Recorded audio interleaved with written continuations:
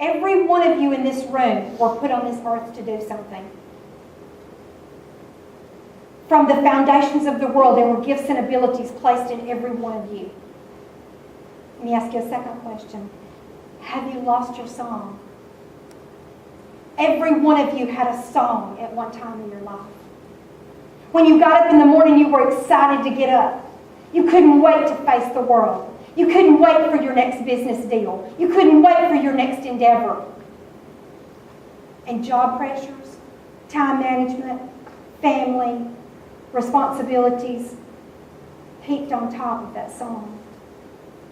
Until today, you don't even know if it's still there. Let me tell you, it's still there. It's underneath all this stuff.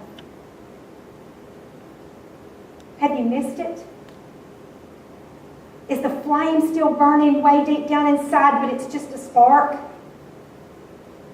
When you get up every morning, can you sing, I sing because I'm happy. I sing because I'm free. Are you free? Or are you bound up? Is your song more like, you load 16 tons, and what do you get? Another day older and you're deeper in debt. St. Peter, don't you call me, 'cause I can't go. I'm so to the company store. Is that how you feel? The one component in your life that will make all this work. Everything I've shared here with you today, and there's only one, is passion. You can make money without passion. You can make relationships without passion. But you can't live a full life without passion. When I was in labor with my second child, my first child I had, they put me to sleep, took the child with forceps. The second go around, I said, no more. See, we have to reach a point that we say no more. You have to reach a point that you say life is not going to slap me around anymore like it's been doing. I said no more. I'm going to know about this delivery. I'm going to be present at this delivery. I went to Lamaze classes. They said, you need, because of all the breathing you have to do, don't put a lozenge in your mouth. Get you a sucker, because you could get choked on a lozenge. If you have a tendency to have cold feet, take you some socks into the labor room. So here I was, laid up in that bed in the labor room with tall athletic socks with big red rings around the top of them, with a big red sucker in the shape of a heart, about to give delivery to this child. The nurse came in and said, she didn't say anything. She came in and she started taking my socks off. I said, what are you doing? She said, you can't wear these into the delivery room. I said, yes, I can. Don't take my socks off. She said, ma'am, I'm sorry, but you cannot wear these into the delivery room. I said, ma'am, I'm sorry, but you didn't hear me. Don't take my socks off. And she left the room angry. Because, see, I had decided that I was going to be in charge. I had decided that life wasn't going to use me anymore. And until you decide that today, life is going to keep slapping you around. You're going to keep working in a job that's not your passion.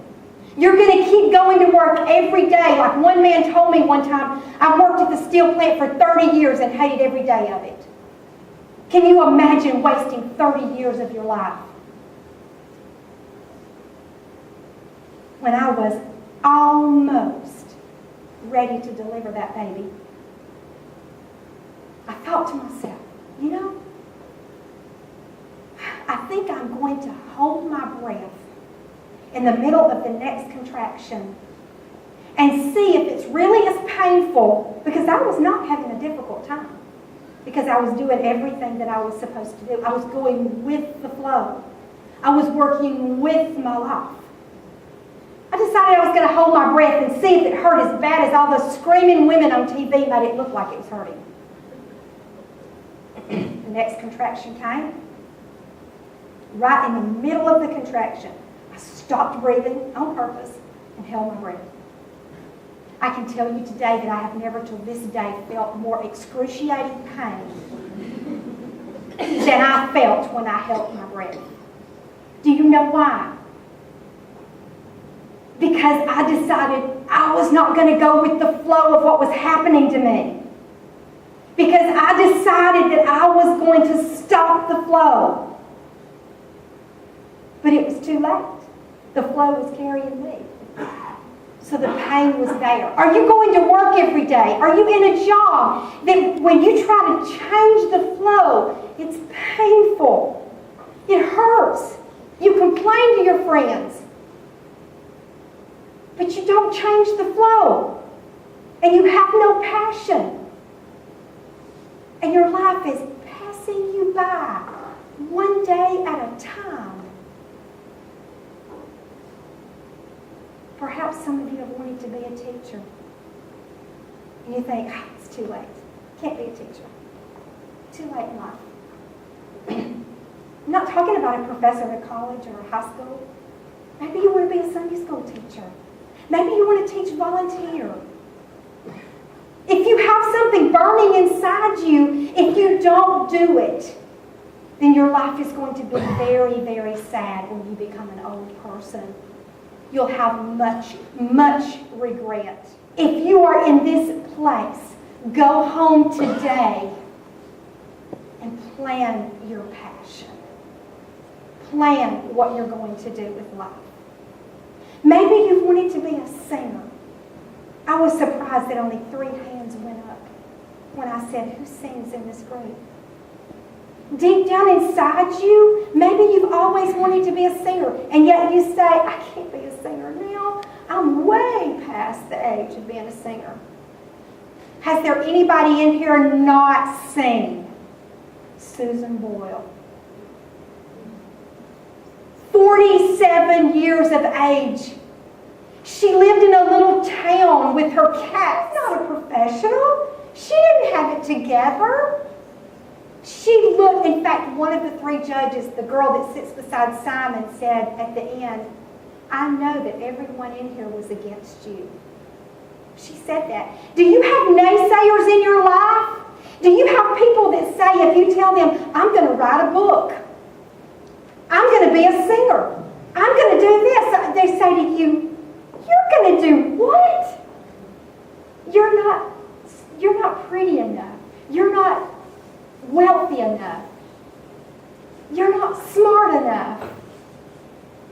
It's just what the lady said. I know that everybody in here was against you. And yet when Susan Boyle, that little girl that had never, ever had any kind of recognition, sang, I dreamed a dream of time gone by.